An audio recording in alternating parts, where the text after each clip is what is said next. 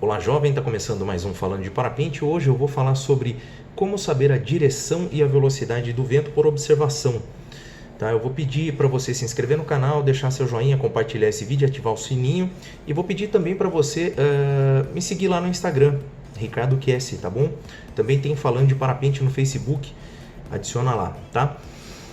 Vamos falar então sobre como saber a direção e a velocidade do vento por observação, mas antes disso, dá uma pincelada no que é o vento, né? O vento é uma movimentação de ar, tá bom? Que busca o equilíbrio, né, na atmosfera. Então você tem aí diferentes pressões, né, várias coisas acontecendo na atmosfera, ar esquentando, ar esfriando, e há uma movimentação para buscar um equilíbrio, que nunca acontece esse equilíbrio, tá? Sempre vai estar em desequilíbrio, porque o aquecimento da Terra, né, porque o Sol incide de maneiras diferentes. Você sabe que a Terra tem um movimento de rotação e um movimento de translação, né, em volta do Sol. O que acontece? Então você tem aqui o Sol, vamos supor aqui o Sol, e você tem a Terra aqui. A Terra ela não gira exatamente assim, ela gira um pouquinho inclinada, tá? Com relação ao Sol aqui. Eu estou mostrando com a mão, a maneira muito simples, mas é rápido. O que acontece? Quando você está aqui, ó, o hemisfério norte está sendo mais ensolarado do que o hemisfério sul, né? Então estaria verão lá no hemisfério norte. Quando ela gira, vem para cá, né? Fica nessa relação aqui. Então o hemisfério sul está sendo mais ensolarado do que o hemisfério norte. Então você tem aí sempre um hemisfério que está sofrendo mais insolação do que outros. Quando está no meio desse processo, né, da translação, que seria ali a primavera e o outono, ali tem um momento, existem outras circulações, né, que fazem o ar se movimentar. No caso, o aquecimento na linha do Equador, né, que está mais próximo ali vamos dizer, do Sol, e a incidência dos raios solares, elas são diretas ali. Então tem alguns movimentos de circulação, o ar quente sobe, vai para cima, esfria, volta. Então a atmosfera circula ali. Eu vou botar algum link aqui embaixo explicando sobre a circulação atmosférica, depois se você quiser você dá uma olhada ali. Isso causa vento. A própria rotação da Terra com relação à massa de ar que tem em volta dela, o relevo, causa também algumas movimentações. E muito mais que isso, as diferentes insolações no relevo causam, né? A termal saindo, uma encosta de montanha, uma cadeia de montanhas, e tudo isso vai interferir, que a gente chama de microclima, né? Então você tem um vale grande, uma montanha, vai interferir. Tem a questão dos ventos do mar, né? Porque é o seguinte, durante o dia aquece a terra, aquece mais rápido do que a água, então aquela brisa marinha bate durante o dia todo. À noite, como a água retém mais calor, esfria mais rápido a terra, o vento sopra ao contrário, sopra do continente para lá. Tem os ventos, se eu não me engano, catabáticos nas montanhas, que é o seguinte, tem uma cadeia de montanha, todas as faces dela são, supondo, para leste, né? Aquece primeiro esse lado, os ventos começam, o ar começa a querer subir aqui e despenca para trás da montanha. Então você imagina várias cadeias de montanha fazendo isso. Então você tem ali um vento que faz parte do microclima ali da região, que vai estar brigando com todo aquele vento, com aquela movimentação da atmosfera que é normal. A atmosfera movimenta em círculo, tem a ver com o efeito de Coriolis, que também eu vou deixar aqui embaixo. Você precisa saber de 3 efeitos, se você quiser se aprofundar, tá bom?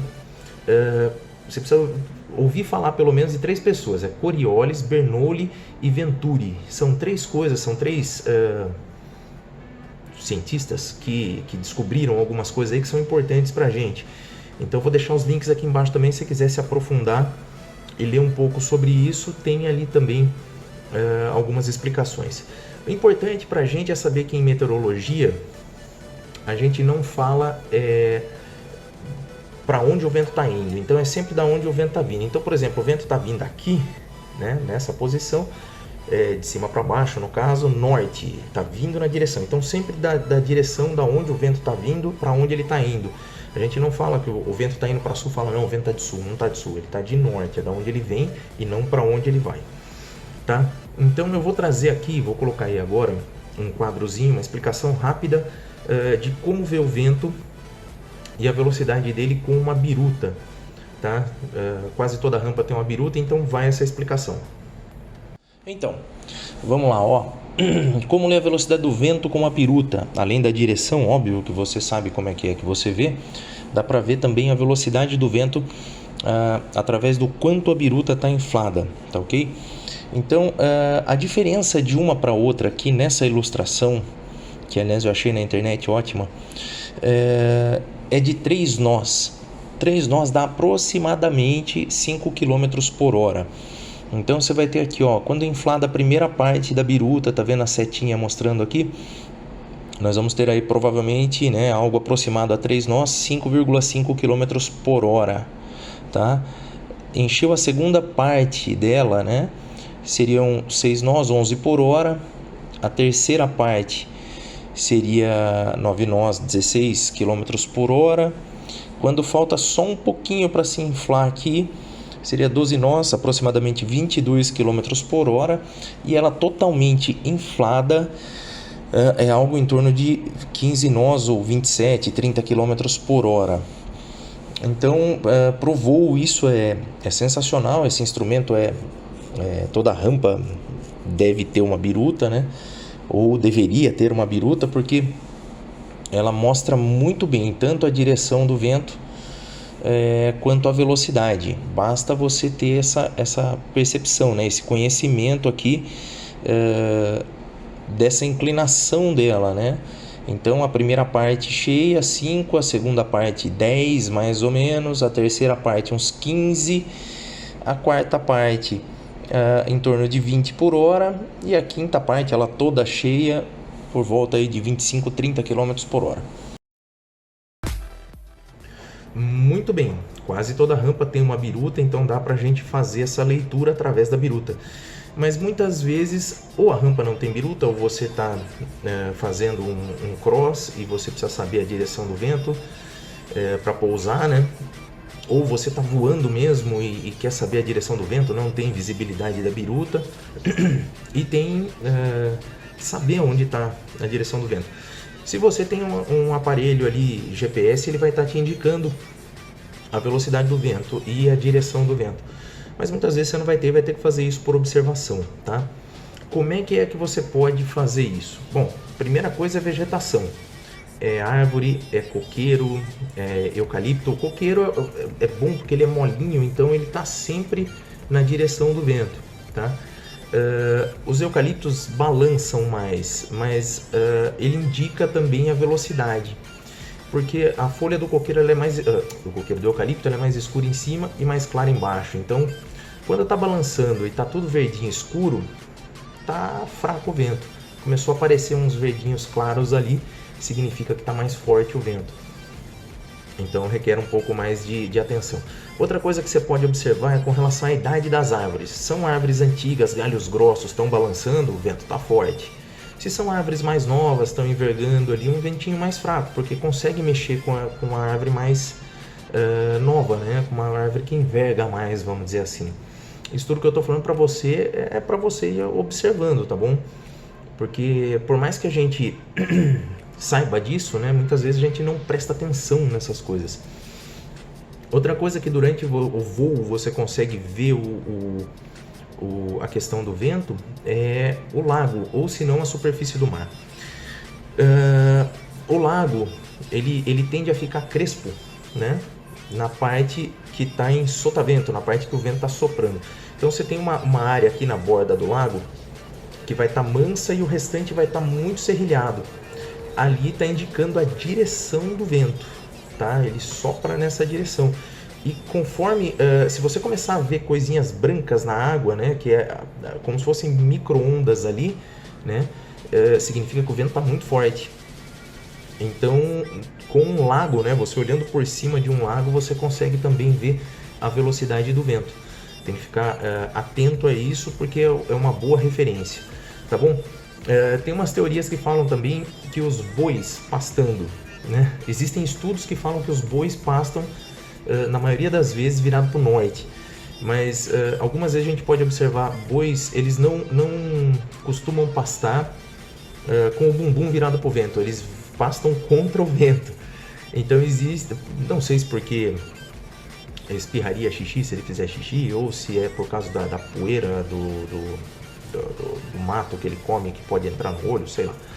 De qualquer forma, então eles tendem a pastar virado para o vento. Há controvérsias com relação a isso, então eu não me prenderia ao boi, ao gado para tomar referência de direção do vento.